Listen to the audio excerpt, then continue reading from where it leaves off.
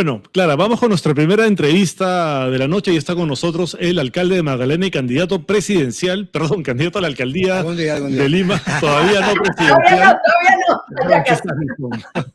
Hola, Francis. Hola, ¿qué tal? ¿Cómo estás? Bien, Para hablar gracias. de otro fraudista también, del señor López Aliaga, que bueno. Yo no creo, yo coincido plenamente con ustedes, no hubo fraude para que gane Castillo y ahora tampoco ha habido. O sea, no es un tema de quién gane o quién pierda, si eres de derecha o de izquierda, es ser demócrata, respetar los resultados y entender que el voto de todos vale igual. En primera vuelta intentando desaparecer el voto de los más despojados, los que tienen menos de Perú, la serie 900.000. Y ahora, lo mismo pero al revés, el voto del que vive fuera del país. Entonces, es inaceptable ambas posturas. Y además sí creo firmemente que tenemos que volver a lo de antes. ¿Qué pasó con ese Perú donde el perdedor le daba la mano al ganador? Iba y le daba la mano, le decía te felicito. Más de una década que no vemos eso. ¿Qué pasó? ¿En qué momento se instaló la teoría del fraude? Sí, es muy malo para el país porque hay mucha gente que lo cree. Y eso también nos demuestra que mucha gente vive de espaldas a la realidad del país. Por ejemplo, los que tienen algo digamos, de posibilidades económicas, algo de recursos, no entienden que hay mucha gente pobre, sin nada, desposeídos, que ven a la izquierda una esperanza para cambiar su vida. No, pero dicen, no, es que ellos no saben votar, entonces mejor que esos votos no valgan. Hay que ver la manera de que no cuenten. Lo más gracioso es que decían que la gente en centro poblado no saben ni que hay elección. Bueno, yo he vivido en dos centros poblados. Yo he vivido en Cerro Alegre, en Cañete, y en un lugar de Vegeta, La Muralla, que también es centro poblado. Eso es al sur, ¿no? Vegeta al norte, más bien al norte. Huaura. El norte chico, claro. Me digan a mí que la gente de esos lugares no sabe ni que hay elección. Es ofensivo. Que el cura vota por ellos y el alcalde, pucha, es ofensivo, ¿no? Entonces, y vemos en cada elección que todavía somos un país lamentablemente racista, clasista, que nos negamos a reconocernos entre nosotros, que si volteas tu mirada un poco hacia los que menos tienen, ya eres comunista, pucha, que tú dices, ya, ¿qué pasó? ¿No? O sea, ¿dónde está el respeto al prójimo? Ya que nos decimos católicos. Ya, uno de los grandes católicos, autoproclamados católicos, es el señor Rafael López Aliaga, quien renunció a la alcaldía de Lima para postular a la presidencia, no ganó, empezó una campaña fraudista después de la primera vuelta y ahora no va a asumir como senador. Usted ha sido muy crítico con esa decisión de no asumir su cargo como senador para postular, digamos, con esta especie de reelección encubierta a la alcaldía de Lima otra vez. Su problema más que la reelección encubierta es que es senador electo y proclamado. Yo creo que lo más probable sí es que el jurado no le permita postular. Si ya dijo el presidente del jurado que él cumple con su función, que es proclamar, y que le toca al Senado resolver el asunto si continúa o no, y el Senado recién va a sesionar en agosto, porque juramentan a fines de julio, entonces la etapa de tachas viene en unos días. Hoy es un senador electo y proclamado que postula de regidor. Entonces, lo más probable es que el jurado lo saque. Yo no digo que quiera que pase o que necesito que pase para ganarle. Es más, me encantaría, la verdad me encantaría. Competir con él y derrotarlo, me encantaría. Porque sí creo que debemos devolver al país, por ejemplo, la verdad. Segundo, el respeto, ¿no? O sea, no insultar a la gente, ¿no es cierto? Nos ponemos bravos para defender, pero no a cada persona que piensa diferente, ¿no es cierto? Bueno, él está acostumbrado al insulto, al agravio, ¿no? Y en sus redes sociales a veces son un vertedero de insultos, ¿no? Y usted, digamos, ha sido objeto de varios insultos en los últimos días. Tenemos ahí un tuit de Rafael López Aliaga. Sí, a ver, vamos a verlo, por favor. Esto es de esta semana, si no me equivoco. Justamente a partir de su crítica a que no quiera asumir el cargo de senador, le pone, no tiene ningún gramo de autoridad moral. Francis Allison no tiene ningún grado de autoridad para criticar a Rafael, además en tercera persona, ¿no? Él mismo que en el 2009 salió en primera plana de ojo con el titular Allison preso en Miami por intentar sacar $50,000 no declarados junto a su esposa, fue detenido, pagó fianza, usó billete electrónico y se declaró culpable. Renunció como ministro de Alan García metido en escándalos, es cínico. Quien pasó Navidad y Año Nuevo detenido no puede dar lecciones de ética a nadie. No soy ni... Lima rechaza joyitas con prontuario, dice. Este sujeto siempre del lado incorrecto de la historia. Toledo, Ollanta, PPK, Vizcarra, Castillo, Sánchez. ¡Qué asco! Termina López Aliaga. A ver, qué bestia. Comienzo por el final. Soy un demócrata y por supuesto que si ganó Castillo, yo lo reconocí como presidente, como hoy reconozco a Keiko Fujimori. Y ojalá que Keiko haga las cosas bien y ojalá que logre lo más importante, reconciliar al país. Si finalmente logra ser una buena presidenta, va a reconciliar al país y sería pues algo increíble y recomenzar la historia, porque los últimos 10 años han sido, la verdad, muy, muy malos. Y ojalá por el bien del país sea presidenta los 5 años y luego venga otro presidente también por 5 años, ¿no? Y obviamente el apoyo a quien gana no es un cheque en blanco, es apoyo porque somos demócratas, pero no es un cheque en blanco. Continuando con eso, lo otro, es que falta continuar la información ahí. Primero, ¿con qué se debe continuar? Que demostré en Estados Unidos y en el Perú que el dinero que yo ahorraba en Estados Unidos era legal. ¿Y por qué no lo declaró cuando lo iba a sacar de Estados Unidos? Cuando tú ibas a Estados Unidos, el Estado norteamericano hacía mucho esfuerzo para ingresar, ¿no? Para ingresar. Sí. Yo salía, entonces cuando yo salgo pensaba que no se declaraba. ¿Por qué? Cuando tú llegabas se daban un formulario en el avión. En el avión te dan un formulario. Cuando llegabas, tú mismo pasabas por un control de aduanas, aparte de migraciones, y te volvían a preguntar cuánto traes, a ver, no sé qué. Cuando te vas, nada. Entonces, eso me llevó a confusión. Y eso que yo digo fue avalado en el Miami Herald. Van y entrevistan, después que yo digo esto, el Miami Herald va y entrevista a la representante de aduanas de Florida. Y ella reconoce que los pasajeros pueden estar confundidos, justamente porque había todo un esfuerzo del Estado norteamericano. Cuando llegabas, tu papel en la mano, llénalo, todo, en fin, pero nada cuando te ibas.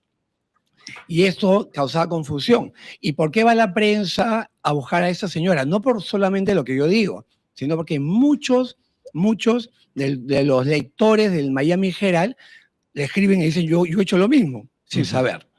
A raíz de esto, la prensa ya abre el debate de, oye, ¿será verdad? Entonces vamos a preguntar.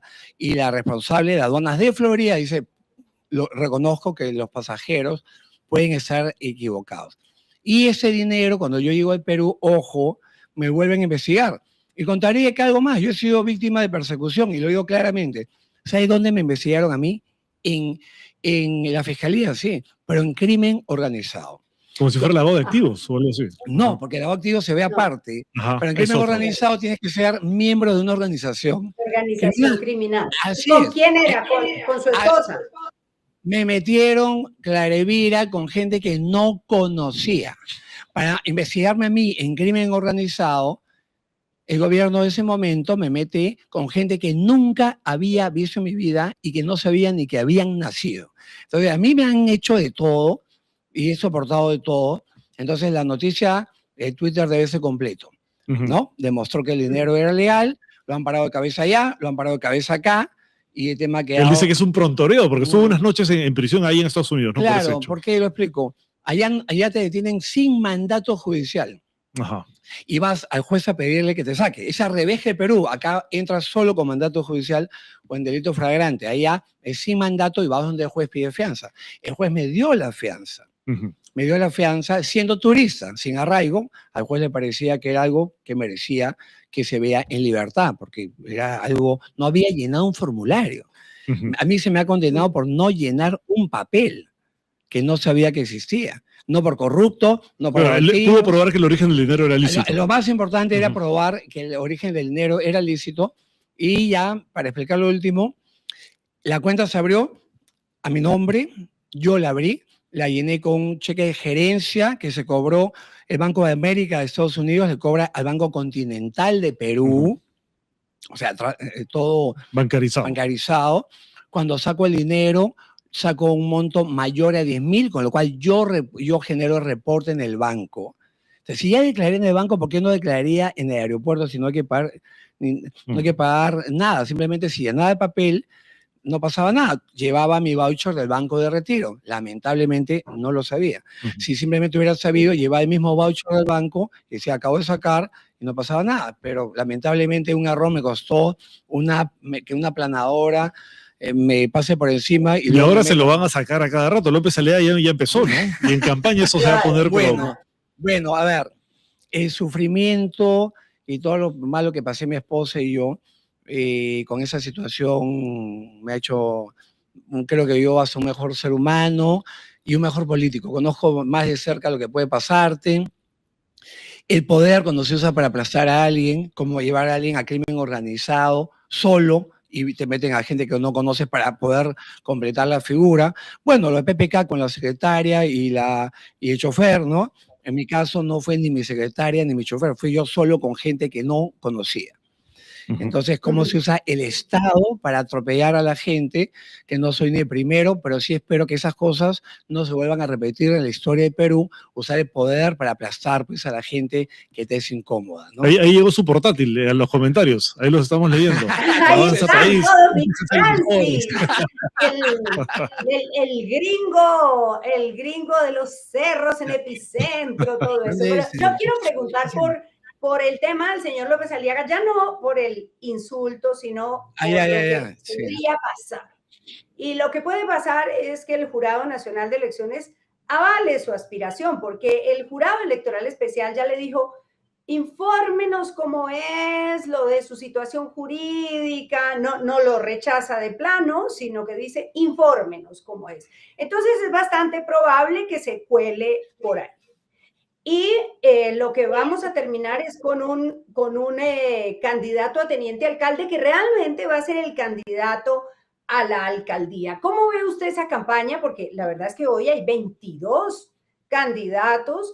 Esta gente de peso que lleva tiempo, como Carlos Bruce de Somos Perú, que tiene una estructura.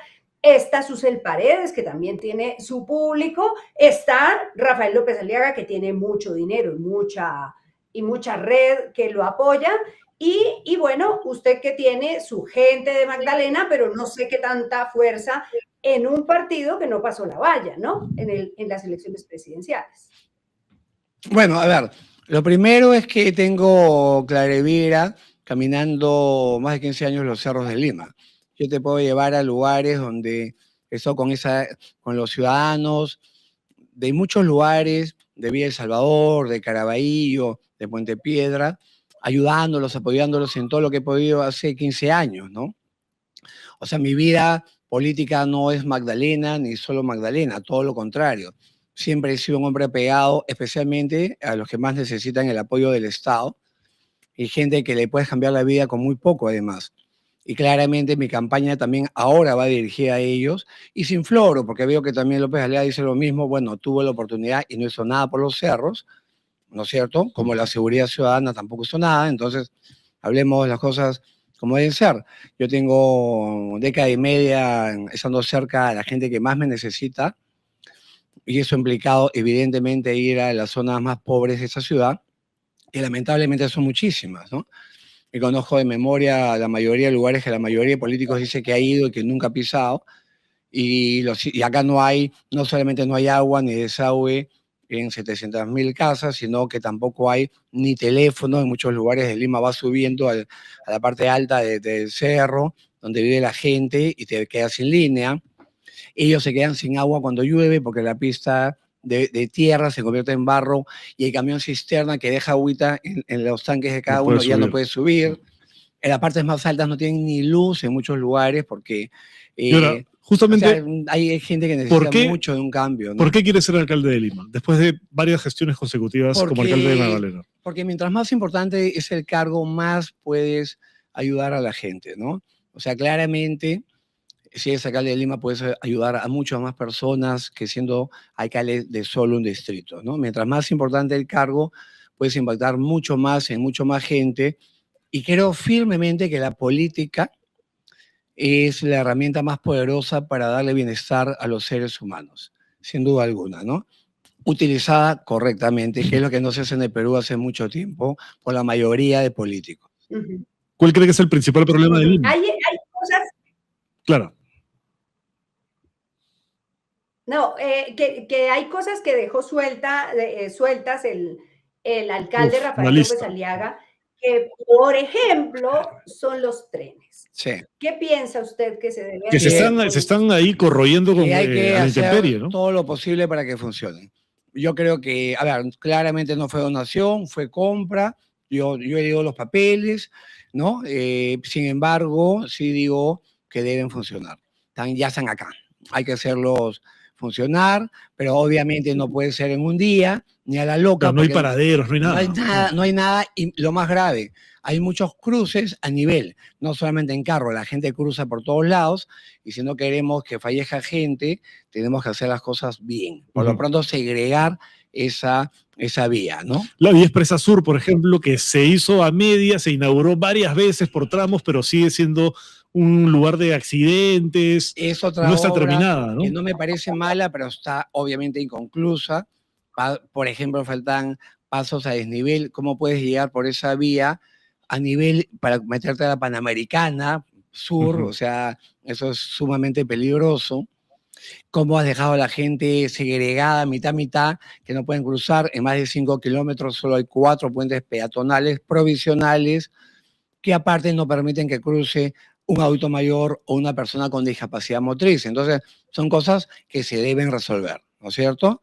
Y hay que revisar bien la sección vial al medio, porque por ahí, si es viable, hay que construir pues, una línea de metropolitano, ¿no? Para que tenga más lógica esa obra, pero hay que hacer obras que permitan la conexión de ambos lados de la vía. ¿Qué opina de esta idea de López Aliaga con la que ha operado durante su gestión, de que los expedientes técnicos no son necesarios, que son más bien cosas de caviares que entorpecen y hacen más lentos los procesos? No, el expediente técnico no es cosa de caviar. Cuando no haces expediente, te sale la obra como la vía expresa sur.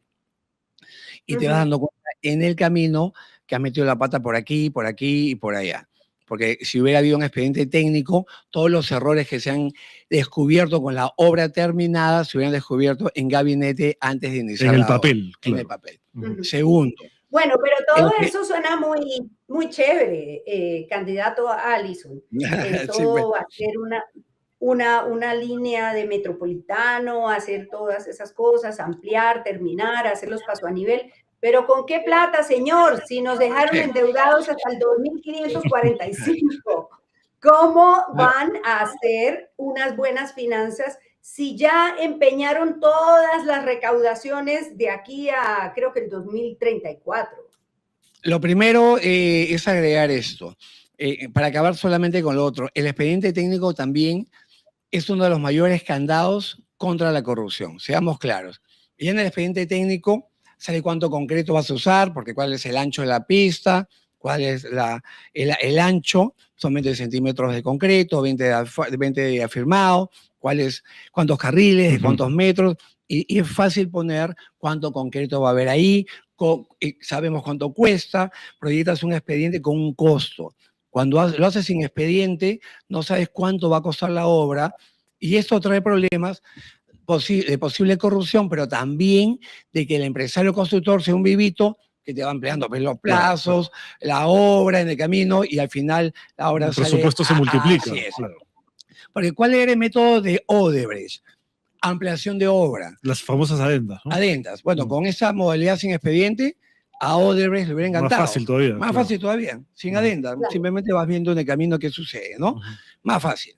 Respecto a lo otro, bueno, te voy a dar una primicia. Tengo la firme convicción que si los vecinos me lo permiten me hacen alcalde de Lima, lo primero que vamos a hacer es meter una demanda para paralizar los pagos. Yo no, ahí sí me peleo, porque ese préstamo también es extraño. O sea, la forma como se han conseguido los recursos no es una forma ni transparente. Y soy alcalde hace años y el banco para prestarte, sea con bonos, sea que haya gestionado bonos, como sea, esto es muy exigente. Recordemos que el propio Ministerio de Economía al comienzo estuvo en contra de ese endeudamiento del municipio de Lima, y que por presión política del alcalde de Lima hacia Dina Boluarte, que era enclenque y por eso la tenían ahí. Dijo alguna vez que fue la mejor presidenta de la historia, una cosa así, ¿no? Para ellos, no para intereses no del Perú, sino de los partidos, ¿no? Entonces, bueno, han conseguido esto de una manera tan extraña,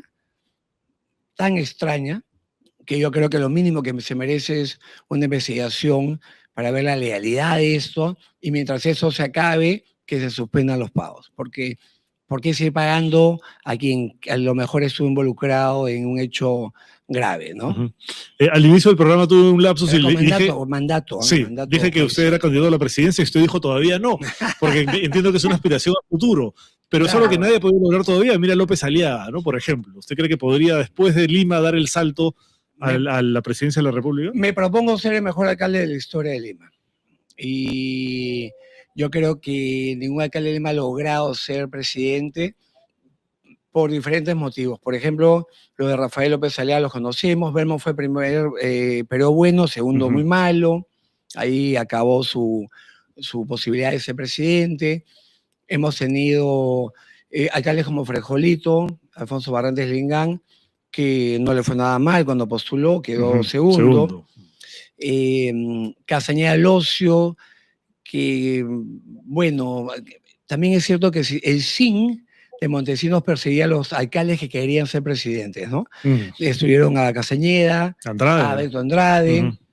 O sea, a buenos exalcaldes de Lima no se les permitió avanzar en sus campañas porque se les persiguió. Bueno, Belmont fue uno de ellos también en su momento, ¿no? En el segundo periodo hubo planadora estatal, ¿no? Esa es la verdad. Entonces, yo creo que un alcalde de Lima eficiente, honesto, comprometido y cercano con la gente sí podría ser presidente, pero Napoleón decía mal soldado y que no quiere ser general, porque justamente si quieres ascender, tienes que esforzarte y hacer lo correcto por la gente y para la gente. Y entonces la pregunta de cajón, ¿cumplirá sus 4 años de alcalde o renuncia antes de postular al 2031? Yo no renunciaría. A ver, es un error que yo... ¿Por qué le tenemos que creer? ¿Y por qué le tenemos que creer si López Aliaga nos dijo lo mismo? No, porque yo ya metí la pata, Clarevira, y obviamente el ser humano... Cuando renunció para ser ministro de Alan García. Así es. A ver, yo era alcalde y me piden ser ministro de vivienda.